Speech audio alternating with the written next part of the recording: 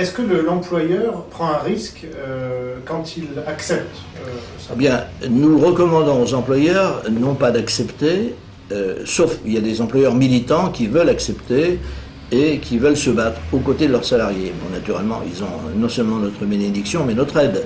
Mais si l'employeur est neutre vis-à-vis de... Même s'il est favorable, si vous voulez, au principe, mais neutre dans les actes qu'il accomplit, il suffit qu'il reste neutre. Et nous ne voulons qu'ils ne prennent aucun risque. Les employeurs n'ont pas besoin de risques supplémentaires. Ils en ont beaucoup en ce moment. Ce que nous voulons, c'est attaquer les véritables responsables. C'est ce que nous faisons.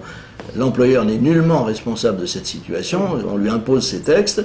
Donc, il ne faut pas qu'il prenne de risques. Il suffit qu'il transmette à l'URSSAF et à partir de là, le salarié en fait son affaire. Si l'employeur veut l'aider dans sa contestation sans prendre le moindre risque, il sera bien entendu très favorablement accueilli, mais pour l'instant, le salarié doit se retourner vers ceux qui l'empêchent de bénéficier des lois de la République. Alors quel est le pourcentage de réussite et d'échec dans ce genre d'entreprise? 100% de réussite, sauf pour les salariés. La réussite, c'est quoi? C'est quand vous arrêtez de payer. Oui, de fait, là, bon, comme vous sinon, expliqué, sinon, la réussite d'une vie, ce serait la bénédiction qu'on donne sur votre tombe. Donc ça n'est pas ça. Donc ce n'est pas parce qu'il y a de temps en temps, enfin, assez souvent d'ailleurs, des contestations et que nous sommes obligés de venir en aide à cet égard à ceux qui sortent de la sécurité sociale qui n'ont pas réussi. D'ailleurs, nous avons fait une réunion à Paris il n'y a pas très longtemps et il y a eu pas mal de témoignages, dont la plupart enfin, il y avait des avocats qui étaient là, et notamment une de nos avocates les plus pertinentes, qui défend en particulier des gens qui sont à la mutualité sociale agricole, sécurité sociale des agriculteurs, qui disait « Pas une seule entreprise n'a disparu », alors que beaucoup ont disparu. Aucune entreprise qui a fait cette démarche n'a disparu. Et on a sauvé. Parce qu'ils ont récupéré beaucoup d'argent. Ben voilà, et ils ont pu se maintenir. Et donc, il y a ici ou là, sans aucun doute, quelques personnes qui ont abandonné parce qu'ils avaient peur. Ou... Ceux qui ont abandonné, en général, c'était des gens qui voulaient agir par eux-mêmes. Et qui avaient aussi cette espèce de, vous savez, de peur. Je ne sais pas si vous faites du ski, mais... Non, décidément, vous n'avez pas de voiture, vous n'avez pas de ski, mais j'espère que vous avez une Rolex alors. Ah non. Non plus. Bon. Jacques Séguin Donc, bah, écoutez, je pense que vous êtes quand même quelqu'un de bien. On va essayer. Bah, j'ai pas encore 50 ans. D'accord, oui, donc vous avez encore le temps. Donc, quand vous faites du ski, moi je suis un skieur depuis très longtemps, mais c'est vrai pour le cheval aussi. Quand vous avez une pente, vous arrivez à toute vitesse, en tout cas assez vite, et vous avez une pente qui s'accentue. La chose à ne pas faire, c'est de se mettre en arrière. Il faut au contraire plonger vers l'avant. À cheval, c'est pareil. Quand vous avez un obstacle, il faut vous pencher sur le col du cheval et non pas vous mettre en arrière. Là, vous êtes sûr de vous casser la figure. Voilà. Donc, on a eu un certain nombre de gens qui, insuffisamment courageux ou peut-être insuffisamment courageux dans la durée, ou peut-être mal conseillés, ont lâché ou ont pris des initiatives personnelles. Non pas que je sois contre l'initiative personnelle, mais dans ce cas-là, il ne faut pas le faire, parce que c'est quand même très délicat, il ne faut pas faire d'erreur, et qui se sont trouvés dans une situation parfois un peu délicate qu'on aurait pu facilement résoudre, mais ils ont eu peur et ils ont arrêté. Mais ils sont très peu nombreux. Et donc, je ne sais pas, actuellement, il y a plusieurs années déjà, on avait estimé, ce n'est pas notre estimation à nous, mais les journaux avaient fait cette estimation à 8 à 10 000 personnes qui avaient quitté. Aujourd'hui, je peux vous dire qu'actuellement, le rythme auquel nous recevons les demandes de départ de la sécurité sociale et d'information était de l'ordre de 500 par semaine, même un peu plus. Depuis 3 mois ou 4 mois, vous imaginez ce que ça représente. Et ça s'accentue, c'est-à-dire qu'il y a un effet de boule de neige classique. Les gens qui l'ont fait ont tendance à devenir prosélytes parce qu'ils se disent, ils ont des amis, ne soyez pas plus bêtes que moi, continuez à agir aussi, vous aussi, essayez de vous en tirer, et donc on a des résultats qui deviennent de plus en plus importants. Et alors vous savez ce qu'on va vous dire? On va vous dire, mais vous contribuez à la faillite de la sécurité sociale. Alors qu'est-ce que vous répondez? Je répondrai qu'on me fait un grand honneur, parce qu'elle a fait faillite sans moi. Ça, vous le savez. Donc, en réalité, la sécurité sociale est en faillite depuis au moins 20 ou 25 ans, si ce n'est plus. La sécurité sociale vit d'emprunt. Vous savez qu'elle a plus de 100 milliards d'euros de dettes qui sont confinés dans ce qu'on appelle la CADES, la caisse qui a réuni une espèce de bad bank, si vous voulez, qui a réuni l'ensemble des créances de la sécurité sociale. Et donc on est dans une situation d'une faillite telle n'oubliez pas que la sécurité sociale, ce n'est pas que l'assurance maladie, c'est aussi les retraites. Hein. Et donc, M. Woerth, quand il était ministre des Affaires sociales, avait indiqué à une époque, dans un accès de sincérité, que si les emprunts n'avaient pas réussi, au mois d'octobre, on ne pouvait plus payer, de cette année-là, on ne pouvait plus payer les retraites. C'est toujours vrai, à part que le mois est peut-être un peu plus tôt dans l'année maintenant. Donc on est vraiment dans un système qui ne vit que d'emprunts et qui est dans une faillite non plus virtuelle mais réelle, puisque si demain les taux d'intérêt augmentent et vont inévitablement augmenter, va rendre le système absolument impossible. Et d'ailleurs, il y a une double pression. Il y a aussi la pression qu'exerce maintenant la Commission européenne, semble-t-il revenue à ce qui était sa mission, et qui a dans les contraintes, les conseils, disons, les conseils amicaux qu'ils ont dispensés au gouvernement français, indiqué qu'il devait, sans toucher au salaire, diminuer les charges. C'est très exactement ce que nous faisons depuis 20 ans. Et que le gouvernement français s'est refusé à faire. Aujourd'hui, l'épreuve de vérité est là, ils vont être obligés de le faire, et ils n'ont pas d'autre moyen de le faire que de passer par la fin du monopole de la sécurité sociale. Donc nous n'avons pas du tout provoqué la faillite. D'ailleurs, le nombre de personnes, même s'il est important, n'était pas suffisant pour mettre la sécurité sociale en faillite. Alors certes, on nous dit que si tout le monde le faisait, ce serait la faillite. À quoi nous répondons? Ce que je vous ai dit il y a un instant, la faillite, elle est déjà là. C'est comme disait sans doute le regretté Francis Blanche, lorsque il avait indiqué à un Américain qui venait en France, la faillite, nous voilà.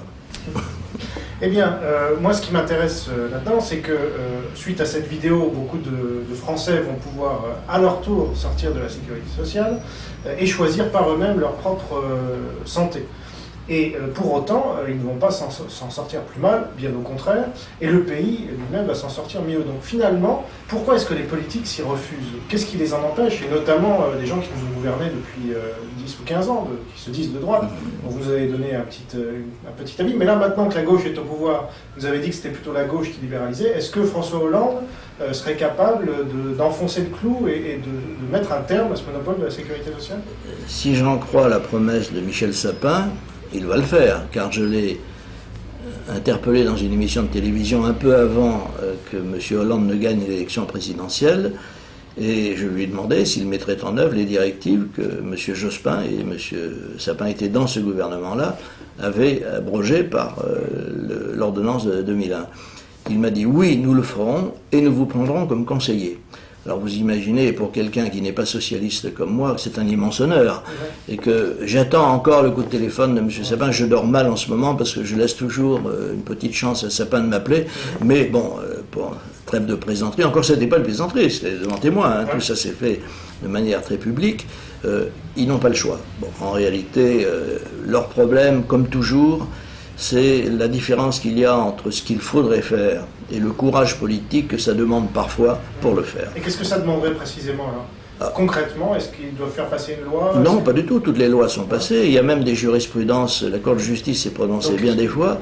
Non, ils n'ont simplement qu'à dire aux caisses qui continuent de prétendre prélever de l'argent aux gens, arrêtez. Tout ça est artificiel en fait. Totalement artificiel. Parce que toutes les lois, si nous n'avions pas été là, aucune des dispositions des directives européennes n'aurait été transposée. C'est notre pression pendant 10 ans.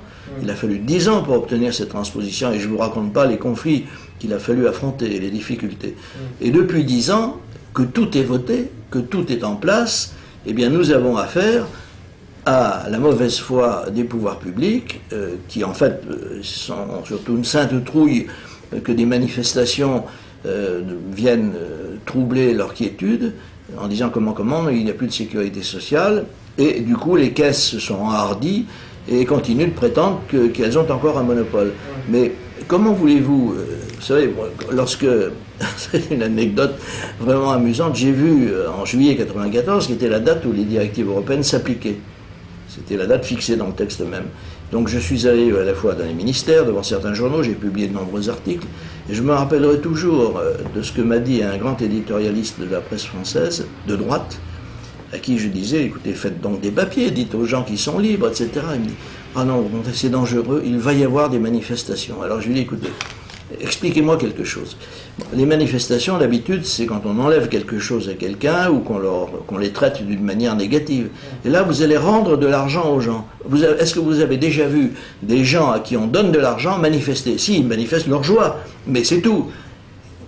Il y aura quand même des manifestations. Oui, mais vous le savez très bien, parce que ce pays est quand même sous le joug d'un certain communiste qui ne dit pas oui, son nom. Ça vous êtes mais j'aime autant vous dire que le communisme ne pèse que son poids qui n'est pas lourd, comme disait le général de Gaulle, quand vous avez de l'autre côté une paye fortement augmentée. Là, les gens se disent, attendez, le communisme peut-être, mais la paye, oui. Oui. Alors, là, c'est un peu plus compliqué parce que vous voyez bien que le socialisme échoue partout depuis qu'il existe. Depuis toujours, depuis qu'il existe. Et que le libéralisme est un succès partout. Il enrichit tout le monde partout dans le monde à toutes les périodes. Il n'y a quasiment pas d'exception. Et pourtant, les gens, en grande partie, continuent à voter à gauche, à voter socialiste, à voter communiste. Alors, ils ne votent pas autant que vous le dites, et vous le savez très bien, puisque les Hollande scores... a été élu quand même. Oui, Hollande a été élu, mais vous savez que les scores en France sont toujours relativement serrés et qu'il n'y a pas plus de 50% de communistes ou de socialistes en France. La droite, au pire des cas, la droite et la gauche sont équilibrées. Et le plus souvent, la droite est majoritaire. Elle est d'ailleurs d'autant plus majoritaire qu'elle est divisée et donc sa majorité ne peut pas s'exprimer puisque les voix du Front National, traditionnellement, faisaient partie des voix de droite. Maintenant, on peut hésiter parce que les choix opérés par Marine Le Pen semblent indiquer que le Front National est désormais à gauche. Mais enfin, toujours est-il que si, traditionnellement, on ajoutait les voix de la droite classique avec les voix du Front National, on avait une majorité très confortable.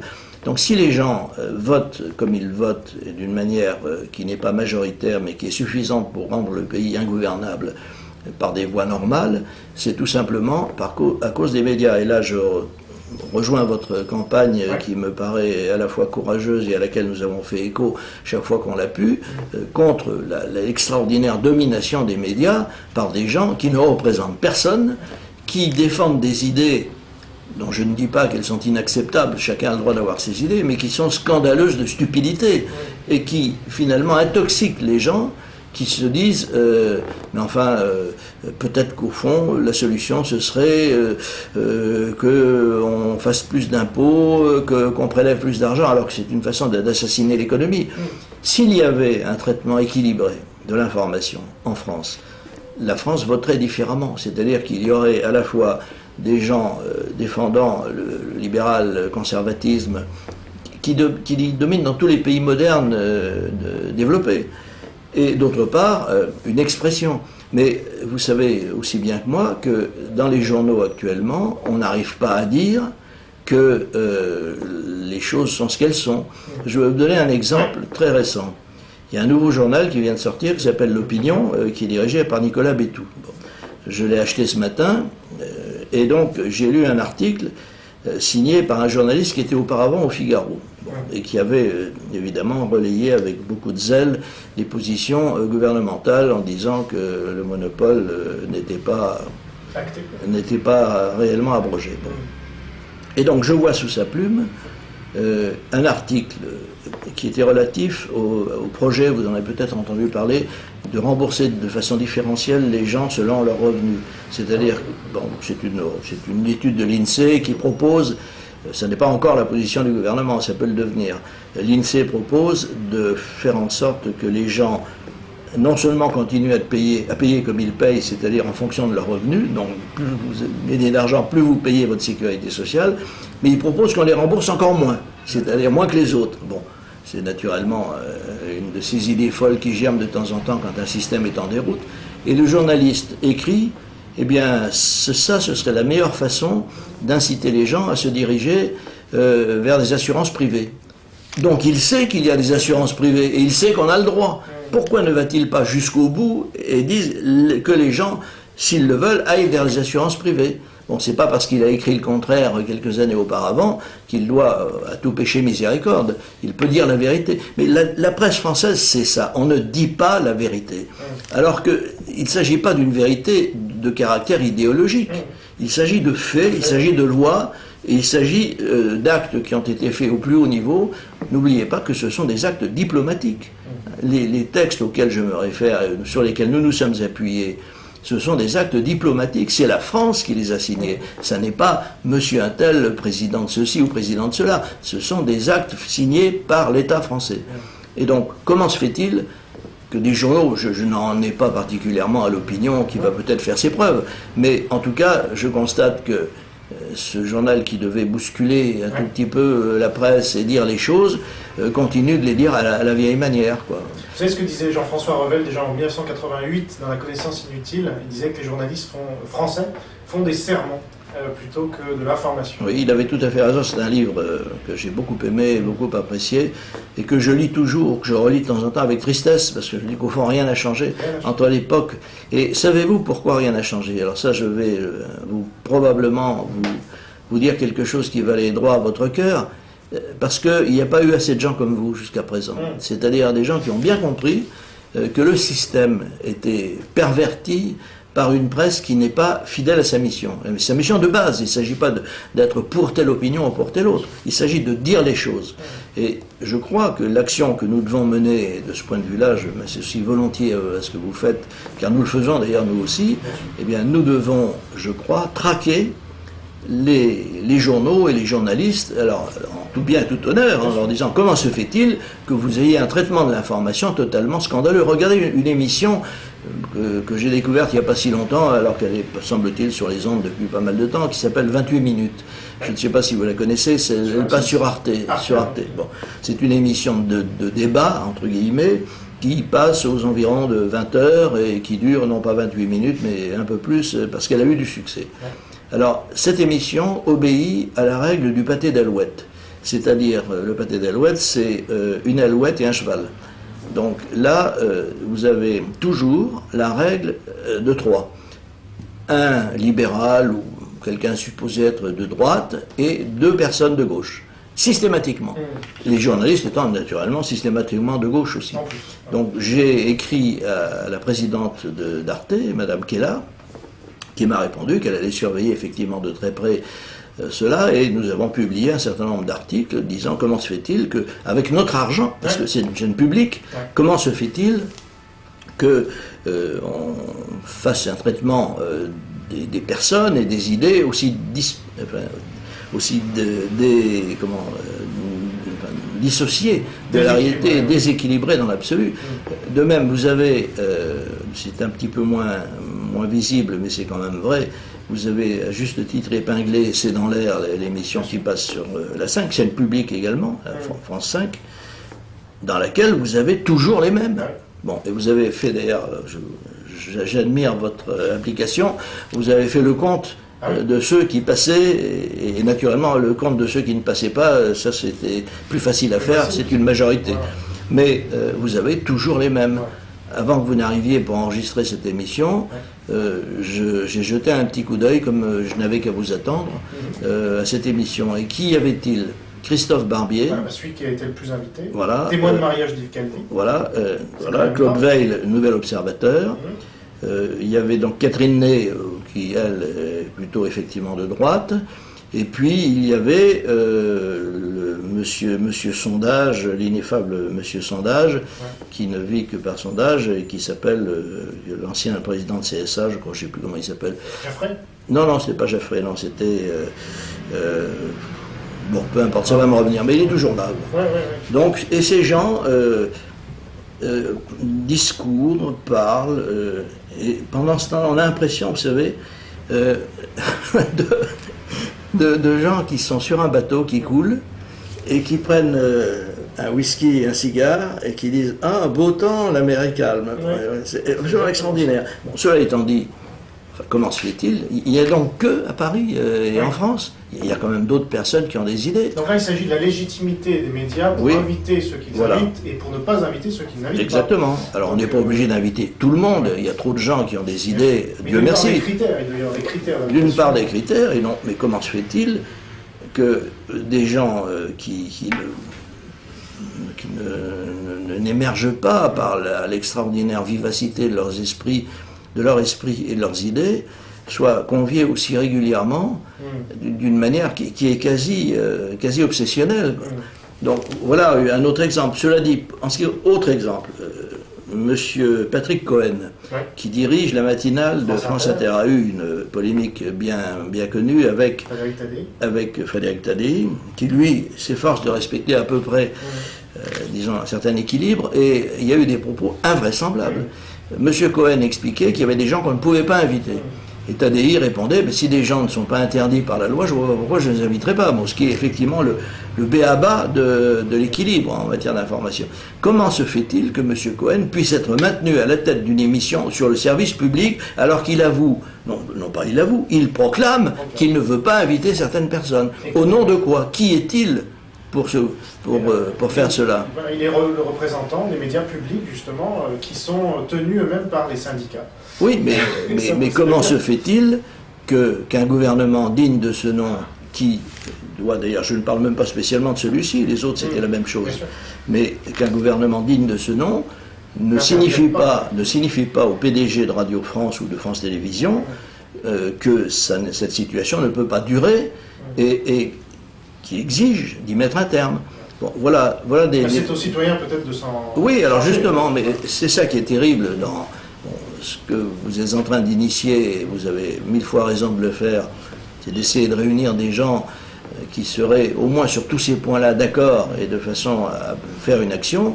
Ça me paraît absolument vital, car il y va non seulement de la satisfaction éventuelle que certains peuvent éprouver à passer à la télévision, mais il y va surtout de l'information du peuple, car actuellement vous ne pouvez pas avoir une information objective.